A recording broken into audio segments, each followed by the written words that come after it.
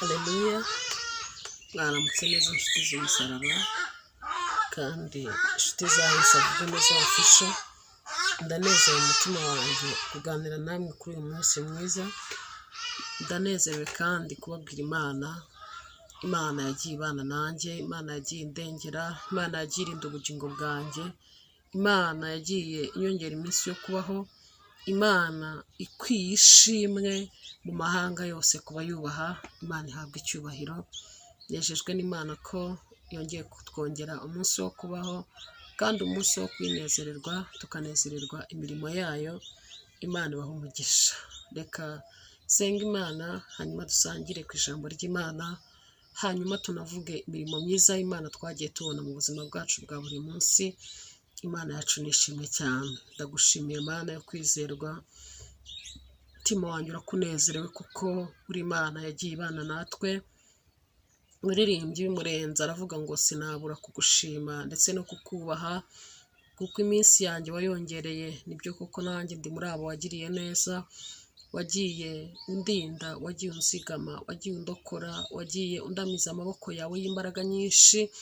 Umutima wanjye ubizi neza ko ineza yawe nabonye ntakwiye kwiceceka, ahubwo nkwiye kuyibwira abantu kugira ngo abarushye baruhuke, abababaye bongere bagire ihumure, abumva imitima yabo yihebye itakaje ibyiringiro by'ubuzima bongere kumva bahumurijwe, bongere kumva bakomeye, bongere kumva bizeye ko ejo habo hagihari kuko uri Imana ibasha kubeshaho no mu rupfu. Ndagushimiye kuri Imana yagiye ibana nanjye, ndagushimiye ko uri Imana irinda umuntu, ikamubera amaso, ikamubera umukumirizi, ikamubera umwishingizi. Ubwami bwawe nibushyirwe hejuru mu mahanga yose, abakuzi n'abatakuzi ni ukuri bakwiye kukubaha, ndetse amavi yose azagupfukamira nk'uko ijambo ryawe ribivuga. Bana nanjye kandi umwuka wera uri muri njye akora imirimo migari, yagure iri jambo rigere kure, kandi Mwami Yesu Kristo abantu barushaho kumva ihumure mu mitima. Ubwo ubwihebe bibaye bwinshi, ubwo abantu batakaje ibyiringiro by'ubuzima barushaho kwigirira nabi no kumva batakibonye ubuzima bw'ejo, bahumurizwe n'iri jambo. Ndagushimiye kuri Imana yumvise gusenga. Ngwino tubane kandi tugumane. Nsenze gutyo nizeye Imana mu izina ry'Umwami wacu Yesu Kristo, amen. Imana ishimwe kandi Imana ihabwa icyubahiro.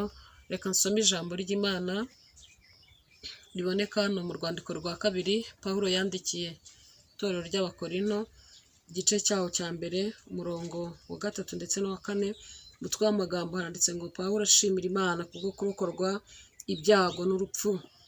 Umurongo wa 3 handitse ngo hashimwe Imana umwami wacu Yesu Kristo, ariyo na se, ariyo na data wa twese w'imbabazi, n'Imana nyir'ihumure ryose, iduhumuriza mu makuba yacu yose kugira ngo natwe tubone uko duhumuriza abari mu makuba yose, tubahumurisha ihumure twahawe n'Imana. Amen. Kansubiremo. Hashimwe Imana y'umwami wacu Yesu Kristo, ariyo na se, ari nayo data wa twese w'imbabazi, n'Imana nyir'ihumure ryose, iduhumuriza mu makuba yacu yose kugira ngo natwe tubone uko duhumuriza abari mu makuba yabo yose, tubahumurisha ihumure natwe twahawe n'Imana.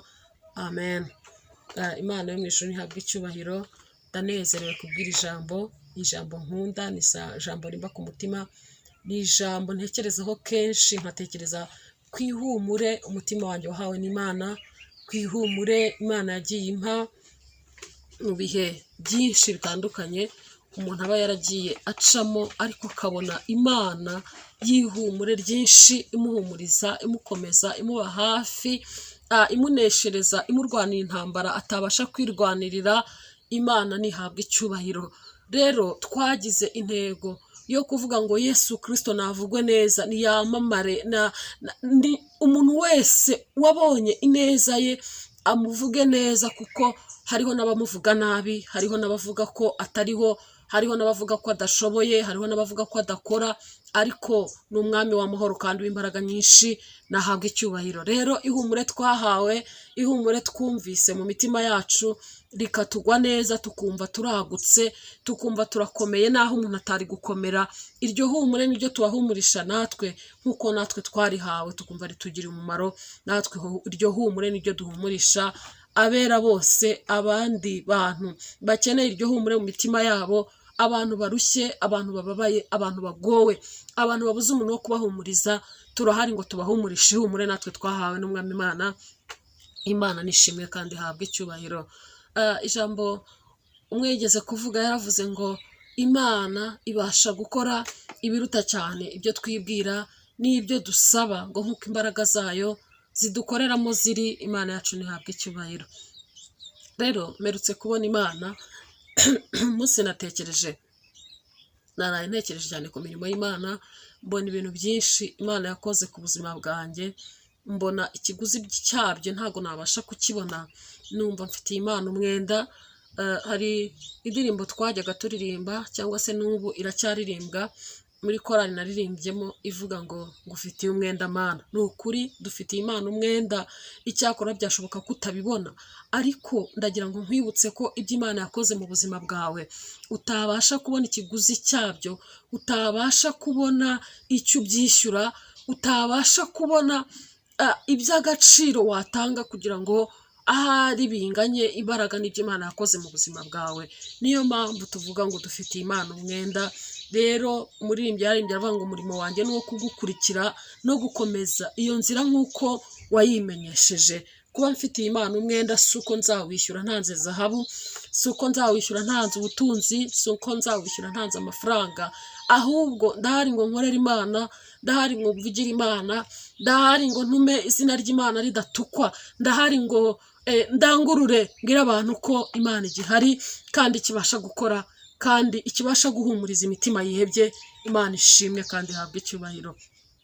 Nabonye imirimo y'Imana myinshi, nabonye ibitangaza by'Imana byinshi mu buzima bwanjye, ariko uyu munsi ndagira ngo nkubwire kimwe muri ibyo byinshi. Ndagira ngo nkubwire kimwe, wowe utakaje ibyiringiro, wowe wumva kubaho bitagishoboka, wowe uryamye kwa muganga igihe kirekire, ahari wenda uzanyumva cyangwa wabasha kunyumva, wowe ufite ikibazo gitumye umutima uhagarara no gutakibwira abantu, ababyeyi, inshuti, umugabo mubana, umugore mubana, abana bawe se niba ubafite bakaba ari bakuru babasha kugutega amatwi, bya bindi ubanye nabyo wumva nta muntu n'umwe ufite wo kubibwira, ndagira ngo nguhumurishe ihumure. Nanjye nahumurijwe n'Imana, nkabona ko Imana ibasha gukomeza abantu bayo.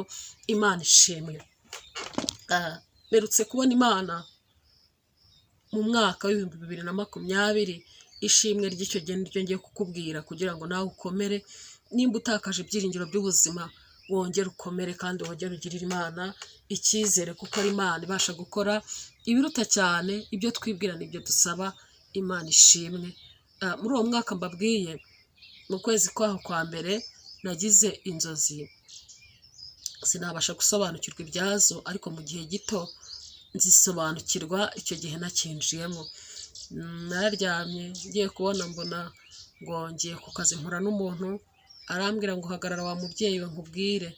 Ndahagarara, arambwira ati Imana yakuntumyeho, nubwo nari ntari kukubona ariko ndakubonye. Ndamubwira nti ngaho ntumikira. Arambwira ngo Imana yarambwiye ngo nzakubwire ngo muri ibyo bihe uzaba ugwisha imbaraga z'umutima. Ahita ambwira ngo urabeho. Narakangutse nekereza kuri ibyo bintu, numva ngizemo akantu kakoba, ariko ndavuga muri ibyo bihe uzaba ugwisha imbaraga z'umutima. Numva nubwo ntasobanukiye ibyo ari byo, numva umutima urankomanza urambwiye ngo ibyo bihe ni ibihe bikomeye kandi ni ibihe bigoye, ariko hazabaho kugwiza imbaraga z'umutima. Kandi numva umutima usobanuriye cyane ko ibyo bihe nta hantu nzaca ngo ndeke kubicamo, ahubwo nzabyinjiramo nkagwiza imbaraga z'umutima. Imana ishimwe. Aleluya. No mu gihe gikomeye, no mu gihe kiruhije, no mu gihe kigoye, abantu b'Imana babana nayo kandi barakomera kandi barahumurizwa kandi batandukana n'abandi bantu. Imana ishimwe. Ndashimira Yesu umugwaneza. Rero twaragendanye, twarabanye, yarankomeje arampumuriza. Haciyemo ukwezi n'igice, ngira ngo mu kwezi kwa gatatu ku itariki zaho 3 muri uwo mwaka ndi kubabwira, njya mu materaniro, ngira ibihe byiza, ngubwa neza, numva ni byiza cyane. Ku mugoroba mvuyeyo nka saa 10 imvura iragwa nyinshi cyane, nyinshi iragwa kuko mbona ni imvura iteye ubwoba. Mbona amazi atangira kugota ahantu twari turi. Ndabyibuka icyo gihe nari mpetse umwana mukuru mu mugongo, muhereza undi mwana ndamubwira ntifashe uyu mwana nkata inyuma ndebe ko aya mazi nshobora kuyayobora akagenda ntaturengere ngo aturengere aho turi aturengere. Ndakata inyuma, nateye intambwe imwe ntera ebyiri, nari mfite isuka ngiye kuyobora ayo mazi, numva ndakubita isuka nitaje agahita atobora akagenda. Ibyo ntarabikora cyangwa ngo ntekereze uko ndi bubigenze, cya gipangu cyari kiri aho ngaho numvaga ngiye gukubitaho isuka amazi akagenda, cyahise kingwira cyose uko cyakabaye, igice cyacyo kirangwira, ngo anshuramye gifata akaguru aho Satani yashoboraga kunyica, yashakaga gukubita wenda umutwe cyangwa umugongo, nagombaga kuhagwa, ariko ukuboko kw'Imana kwarandamiye. Imana ishimwe. Muririmbyi umwerutse kuririmba aravuga ngo ndabashimira nyir'ururembo, amaboko ye niyo yandamiye. Sinzi igihe yahimbyemo iriya ndirimbo arimo, ntabwo nzi ukuntu byari wenda bimeze kugira ngo yumve iriya ndirimbo iragutse muri we cyane, ariko amaboko ya nyir'ururembo nanjye icyo gihe yarandamiye. Imana ishimwe. Ikintu nibuka nuko nasakuje mvuza induru cyane. Hari abantu b'Imana bamwe mboneraho no kubahugura, bagera mu kibazo, bakwinjira mu kibazo bagatabaza ba se wabo wenda ari gutaka, agatabaza nyina cyangwa se, byose birashoboka, hari nta nicyo bitwaye. Hari abandi batabaza ibigirwamana by'iwabo, ariko gutabaza Yesu bigira umumaro kandi ni iby'imbaraga nyinshi. Imana ishimwe. Ndabyibuka navuze n'ijwi rirenga ndavuga nti Satani, mu bantu ushobora kwica ntabwo ndimo. Ndasakuza mvuga cyane ngo ntabwo igihe ari iki cyo gupfa.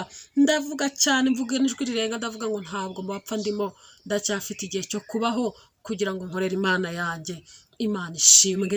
Sinzi ukuntu ahari ikibazo Imana iba yakibangikanyije n'igisubizo. Hafi aho hari umuntu wugamye ku rubaraza rwari ruhari, ahita ankuramo vuba vuba, nuko anshyira ku ruhande njya kwa muganga. Urundi rugendo rurerure rw'uko Imana yangiriye neza, ikanshyigikira mu kwivuza, ikanshyigikira nkagendana nayo, tukagendana urugendo rutari runyoroheye, tukagendana nibaza ngo kugira ngo mpagarare ngende bizagenda bite, kugira ngo nkoreshe amaguru nongere mpagarare ngende bizagenda bite. Imana twaragendanye ndayibona. Imana ihabwa icyubahiro. Ndabyibuka icyo gihe ngeze mu bitaro ndyamye ku ijoro rya kabiri, nibwo nahise nsobanukirwa za nzozi nabonye ko ari aho ngaho ndi, kandi ngomba kugwiza imbaraga z'umutima. Ndavuga ngo Imana ihabwe icyubahiro ko yateguye umutima wanjye, ngomba gukomera nkakomeza n'abandi bari aho hafi, nkabahumuriza, nkababwira ko Imana ari izadutabara kandi izaturengera. Imana yangiriye neza, ndayishimiye. Twarabanye kwa muganga, ndumva cya gihe cya covid cyaje ariho turi, cyari gikomeye giteye ubwoba ku bantu benshi, imitima ihagaze. Yewe numvaga afite ihumure ryinshi mu mutima wanjye ko Imana yaransuraga ndyamye, ikagira ibyo impishurira, ikanyereka nongeye kugenda, ikanyereka nsubiye mu murimo wayo, ikanyereka ngenda nihuta. Numva ngize ibyiringiro ko icyo gihe nzongera kukibamo. Ndashimira Yesu twabanye, nta kintu namuburanye ndaho hantu, nta kintu na kimwe navuga nabuze ngo numve umutima wanjye uhagaze, ahubwo nabonye Imana, ndayibona bundi bushya, ndayumva iri hafi yanjye, ndayumva inkomeza, ndayumva impumuriza. Imana ihabwa icyubahiro. Ndayishimira ko yandinze kugwayo, yabanye nanjye, yankomereje umutima, kandi Imana yanyitayeho mu buryo bwose bushoboka. Mbona nkwe kwa muganga maze igihe kigera ku myaka 2 n'igice, ngira ngo niba atari 3, numva kugenda bitarakunda neza, ari ukwifashisha ubundi buryo bw'abaganga baba bafashijemo umuntu. Icyo gihe nacyo ni igihe kiba kitoroshye, ibintu biba bivugwa biba ari byinshi kandi byinshi bikakugera mu matwi, ariko ndashimira Yesu ko twabanye, yarampumurije, yambaye bugufi, yagiye ankomereza umutima nk'uko yari yabinsezeranije muri izo nzozi, yagiye anyiringiza ibizaba hanyuma, yagiye ambwira amagambo meza ntabwirwa n'umuntu uwo ari we wese. Niyo mpamvu nkunda kuvuga ngo avuga neza Yesu. Aleluya. Avuga neza, sindabona umuntu uvuga nkawe. Ngira inshuti nyinshi, numva mu bantu bagize umugisha wo kugira inshuti nyinshi ndimo. Imana ibaho umugisha mwebwe inshuti zanjye aho muri hose. Ngira inshuti nyinshi pe, muvuga neza, ndabibakundira, ariko sindabona umuntu uvuga neza nka Yesu. Yesu mu gihe gikomeye avuga neza, Yesu ibyiringiro bishize avuga neza. muri icyo gihe hari igihe umutima wihebaga nkavuga ngo Mana ibyiringiro by'ejo nibihe, ariko nkumva ijwi ryiza rinyongoreye ko kongera kubaho bigishoboka, ko kongera kugwiza imbaraga bigishoboka, ko kongera gukomera bigishoboka, ko kongera gukomeza imbere bigishoboka. Ndashimira Yesu ahagejeje umurimo we ku buzima bwanjye, ndashimira Yesu wabanye nanjye akampumuriza. Sinigeze numva nakaje ibyiringiro igihe kinini, ahubwo nakomeje kubona Imana mu ruhande rwanjye, kandi n'uyu munsi nkomeje kubona Imana. Ndababwira Imana nabonye, ndabahumurisha ihumure, nanjye ubwanjye nahumurijwe. Imana yandokoye urupfu icyo gihe, ikabana nanjye, ikankomereza amaboko, ikandinda, ikantabara, nkayibona nkavuga ngo niyo nkubwiye nawe ngo humura. Byashoboka kuri kwa muganga ngo urwaye, byashoboka ko ufite ibintu bikuruhije, byashoboka ko ubupfubyi bugutsikamiye, byashoboka ko ubupfakazi bukunanije muri iyi nzira, byashoboka ko ubukene n'inzara bitumye umutima wawe uhagarara, byashoboka ko ahari kwangwa n'umuryango wavutsemo washatsemo bitumye umutima utakaza ibyiringiro by'ejo. Ndagira ngo guhumurishe ihumure, nanjye nahumurijwe icyo gihe. Umutima wawe nukomere kandi ugwize ibyiringiro, kubaho biracyashoboka. Kwizera Imana ni ikintu gikomeye, kandi iyo kwizera kudahari ubuzima buba bwarangiye. Ongera wizere Imana, ongera ugirire Imana icyizere, ongera ukomere umutima, ongera uvuge ngo ejo harahari kuko ndi kumwe n'Imana. Imana ishimwe. Nsaba umugisha umuntu wese unteze amatwi. Nabashimiraga iyi Mana yampumurije icyo gihe, nabashimiraga iyi Mana. Nkunda kuvuga ngo ntitunguza abakunzi bayo ibihe. Yego, hari ibyo wagezemo wenda ubona biragutunguye, ariko burya hari igihe baraguciriye amarenga ntunabimenye. Imana ntikunda gutunguza abakunzi bayo ibihe, akenshi iraduteguza cyangwa ikadutegura, itubwira bamwe yeruye abandi mu migani, ariko Imana iradutegura. Iyo tugiye kwinjira mu bintu bikomeye, Imana yinjiranamo natwe. Muribuka ko Saduraka, Meshaki na Abedenego binjiye mu muriro ari batatu, ariko uriya waje kubareba ngo arebe ko bahiye yasanze ari bane. Imana ishimwe. Imana ijya yinjirana natwe mu kibazo, Imana ijya yinjirana natwe mu rugamba, Imana ijya yinjirana natwe mu kigeragezo. Vangu humuriza wowe uri mugeragezwa. Nimba uri kugeragezwa ikigeragezo ubona utagizemo uruhare, bwira Imana ngo tugumane, duhagararane, unkomeze, umurize umutima wanjye, umpe ibyiringiro byo kumara umubabaro, kandi Imana irahari ngo iguhumurize. Imana ishimwe. Imana yarampumurije, Imana yaranganirije, Imana yarankomeje. Hariya ntabwo uba ukibasha gusenga, nta magambo ufite y'amasengesho, uba uri gutungwa nayo wasenze, uba uri guhumurizwa n'ibyo Imana yavuganye nawe mbere. Ariko Imana twaragendanye ndayibona. Nyemerera nawe wongere uhumurizwe muri icyo kigeragezo ufite umazemo igihe, muri urwo rugamba ufite, muri ayo marira akubanye menshi, ayo ngayo urira ukumva nta muntu wo kuguhoza uhari, ahari ukiyumanganya ngo abantu batabimenya. Yesu arakureba kandi arakuzi. Ongera ugire ihumure, ongera ugwize imbaraga, mubwire ngo nanjye mpumuriza, nanjye mpa imbaraga z'umutima mu kibazo mfite, imbaraga z'umutima nanjye ngusaba imbaraga z'umutima nk'izo nahawe icyo gihe, kandi Imana yo mu ijuru ikumvire iziguhe mu izina rya Yesu Kristo. Imana ishimwe. Kandi niba uri mugeragezwa, ndagira ngo nkubwire ngo komera umutima. Yesu ariho kandi aracyashoboye. Irinde gutuka Imana no kuyibwira nabi, irinde kuyitotombera. Hoya, guma mu mwanya wawe, utegereze Uwiteka, ubutabazi bwe buzakugeraho. Imana ishimwe. Wirinde kuvuga Yesu nabi, wirinde kumva ariko yagutaye cyangwa yagusize, ahubwo wongere uhumurizwe nuko Imana yawe igukunda kandi iri kumwe nawe. Imana iguhe umugisha mu izina rya Yesu. Ndagushimiye Mana nziza, gushimiye kuri Imana yumva gusenga, ushimiye kuri Imana ibana n'abantu bayo. Iki gitondo numvaga irishimwe nkwiye kurishima, kandi Uwiteka Nyiringabo nkundire uhumurize abantu bihebye, uhumurize abantu barwaye, uhumurize abantu babuze uko bagira, humurize indushyi, humurize imfubyi n'abapfakazi. Mwami, muri iki gitondo humurize abantu bagowe, humurize abantu babuze urukundo rw'abandi bantu bifuzaga cyangwa babonaga ko bakwiye kubona, humurize abantu bafite imitima ihagaze, humurize abantu babuze uwo kubakomeza. Mana, nkundire iki gitondo umuntu wese uri bunyumve yongera ahumurizwe, yongera akomere, yongere abone Imana mu rwe ruhande, yongere yumva amaboko y'Imana muramiye bundi bushya, yongere yumva Imana, yongere gukomeza umutima we. Nuko abantu babone ihumure nk'iryo natwe waduhumurije cya gihe, urihumurisha abandi bantu barimo bageragezwa, nabo babone imirimo yawe myiza. Nuko babohoke bashima izina ryawe, izina rya Yesu Kristo. Amen.